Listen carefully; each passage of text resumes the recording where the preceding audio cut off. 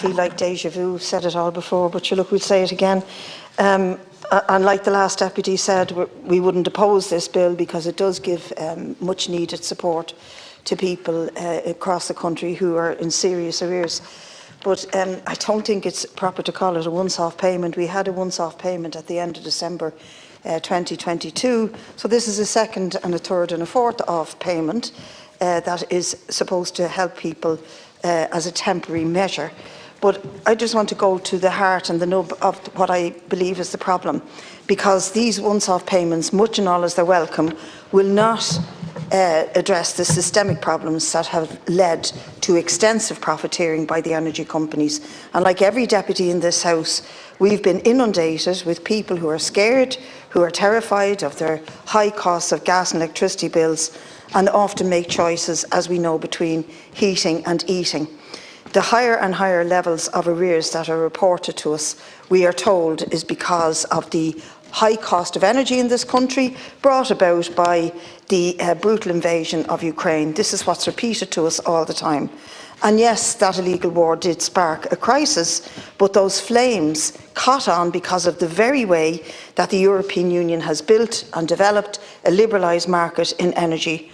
In Ireland, Fianna Fáil and Fine Gael changed the remit of the ESB and facilitated competition in the energy provision.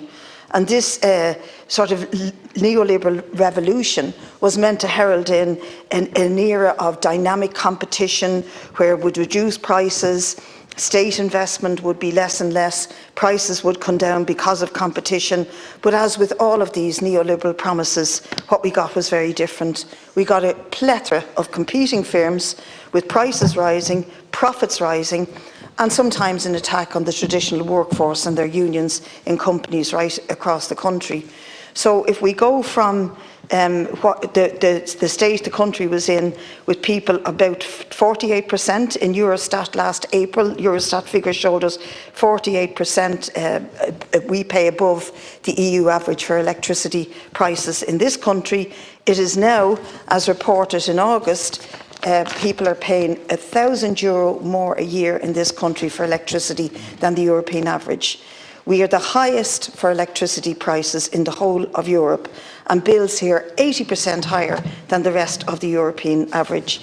And there is only one way of explaining that, and that is profiteering, profit gouging, and unnecessary so-called competition that's supposed to bring down price and actually forcing it up. So I want to make, in a few minutes here, remake the case for nationalising and renationalising the energy system. Instead of having an ESB whose remit is for profit and who makes vast profits from the energy bills, we should return the not-for-profit remit to the ESB. That would allow that company to flourish, become a nationalised energy company, not just in the sector we have now, but in the forthcoming and hopefully growing renewable sector. And ultimately, when we are faced with a crisis, all private companies will do the same thing. They do what comes naturally. They will never waste a good crisis, and we see widespread profiteering as a result. It's an opportunity for profits to be gouged, and therefore costs go up to ordinary people. And what's on top of all that sort of Byzantine structure of the market, the cost of renewable energy, which should have been brought right down, was built into that Byzantine market structure, so that regardless of what way your energy comes, the prices remain the same. And according to the Commission for Regulation of Utilities, more than 400,000 households and 500,000 people are in energy arrears in this state. That has really ratcheted up the level of energy poverty, and a once-off help with electricity bills, while welcome because people are so hard-pressed, does not deal with the source of the problem and the heart of the crisis. If we continue with this market-based approach to energy provision, it will mean that crisis after crisis, and there are many of them across the planet, will mean that the cost for ordinary people continues to go up. And effectively what we're doing is we're giving a subsidy to the energy companies instead of tackling the failure of this ideology in the first place.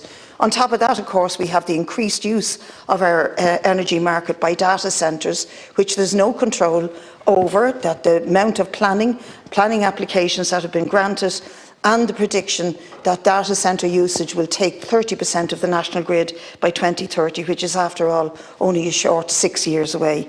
So we're failing to tackle the heart of the problem, and we will give out this money. We won't oppose the bill, but we believe that we have not seen the last of price gouging, we've not seen the last of the profiteering, and we will be putting a plaster on a gaping wound by passing this bill. But we have no choice, because we have to help people, but actually we're not dealing with the core part of the crisis, and that's where I think the government is utterly failing. There isn't any sign of the government attempting to deal with this with any legislation or provisions that might change the way we're being robbed in this country through the energy market.